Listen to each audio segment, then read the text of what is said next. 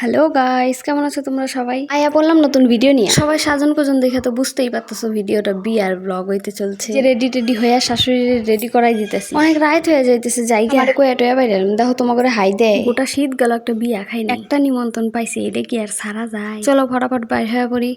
Minu tata. রাইতে যে স্পিডে গাড়ি চলে গো, উড়াই আনা দেয়। লুকাই ভিডিও করবা যায় ধরা পড়ে গেলাম। ও মা গো, দেখছো বিয়া বাড়িটারে কেমনে সাজাইছে? আমি তো মণ্ডপটা দেখে একবারে ফিদাই হয়ে গেছি, একেবারে ইউনিক। মা আর আমি চুপচাপ বসে রয়েছি, কি করু মা, বউডারে এখন তোরে দেখা পেলাম না। আর চিন্তা করতেছি বরটা যে কখন আইবো। তোমরা ভুল ভাবতেছো, আমি আমার বরের কথা বলছি। ফটাফট বউডারে দেখে আসি আর দানটা দিয়ে আসি। আমি আমার দেওরে দিছিলাম ভিডিও করার জন্য, দেখছো কেমনে মোবাইলটা ধরছে। তোমার করে ভালো করে বউডারেও দেখাইতে পারলাম না, একটু দূর থেকে খালি ভিডিও নিছি। একটু চোখ ঘুরাইতে দেখি কিসের স্টল বইছে। এই জায়গায় দেখি অনেকগুলো মহিলার ভিড়, লাস্টে যায় দেখি ফুচকার দোকান। আমরাও লাইন দিয়ে দিলাম। ফুচকা তো আমার সেই লাগে। তোমাকে কাগো ভাল লাগে ফুচকা? আমার কিন্তু কমেন্ট করে জানাইবে। বেশি দেরি করে লাভ নাই, রায় তো অনেক হয়েছে। সোয়েটার পরি নাই, ঠান্ডায় আমার গা কাঁপতাছে, এই জন্যই কয় বেশি ফ্যাশন দেখাইতে নাই। আস্তে আস্তে খাই নিলে পরে লোকে কি করবো, বউটা এত খায়।